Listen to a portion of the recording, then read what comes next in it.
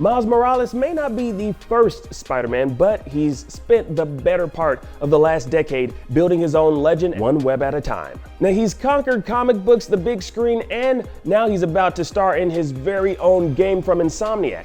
But what will this game be about? The standalone game is set 1 year after the events of Marvel's Spider-Man, according to Insomniac creative director Brian Horton. Miles would protect Harlem as a street war rages between an energy corporation and a high-tech criminal army.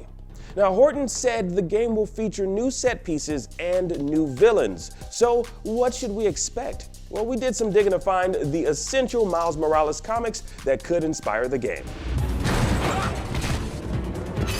Now, the most logical influence on the new game, Marvel's Ultimate Comics Spider-Man, where Miles first appeared. Now, the Prowler Ark was one of Miles' earliest adventures and set the tone for the character and his supporting cast, including his Uncle Aaron, aka the Prowler, the closest thing Miles has to an arch rival.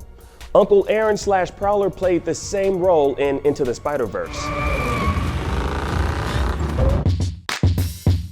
Now, when Miles made his 2011 debut, it was in Marvel's Ultimate Comics universe, not the traditional Marvel Earth 616 universe. He replaced Peter Parker as Spider-Man after Peter died fighting the Green Goblin.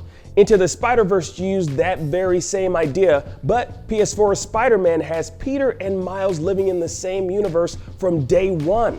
Now, they both had their first comic book crossover in 2012's Spider-Man, where new and old Spideys teamed up to battle Mysterio. Now, the games don't need to add any of the Spider-Man multiverse baggage.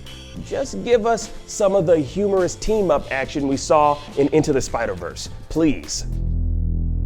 Now, the first PS4 Spider-Man game was fantastic, but there was no trace of Venom anywhere in there until the post-credits scene. Now, we definitely want to see the Harry Osborn Venom storyline play out, and 2013's Venom War just might be the way that happens. Maybe Miles will encounter Venom in this new game, setting up the true Spider-Man sequel to resolve that storyline.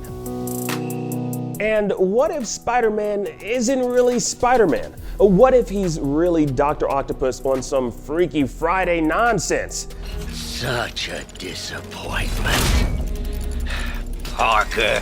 Now that's what happens in 2013's Superior Spider-Man storyline when the mind of Doctor Octopus hijacks Peter Parker's body.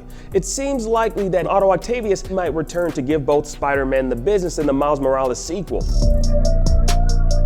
Ultimate Comics Spider-Man also reimagined a minor villain named Bombshell, or rather, there were two Bombshells. A mother-daughter supervillain combo in the same way that the Prowler would make for a perfect villain for Miles to face off against in the new game, the Bombshells could also prove to be fitting antagonists with ties to Miles' comic book roots.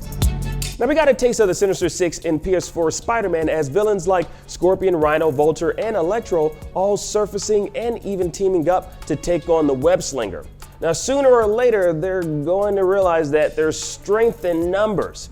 A united Sinister Six will always serve to be any Spider-Man's worst nightmare. But what villains would serve the dastardly team-up? The classic Spidey villains or Miles-specific villains like Prowler and the Bombshells? But what do you guys think of all of this? Will the Miles Morales game trace his comic book history, or will it do its own thing and tell its own story? You tell me in the comment section down below. Anyways, thank you Spider people for watching, and check out how the Miles Morales game will work more like a spin-off than a sequel. And don't forget to follow and subscribe wherever you like to watch IGN. We're happy to present IGN's Summer of Gaming, featuring the latest and greatest in game reveals, news, trailers, next-gen coverage, and more. Our month-long event features our first ever series of IGN Expos, where you'll get first looks at world premiere game trailers, exclusive game demos, and interviews you won't find anywhere else. IGN's Summer of Gaming, only on IGN and IGN One on Samsung TV Plus.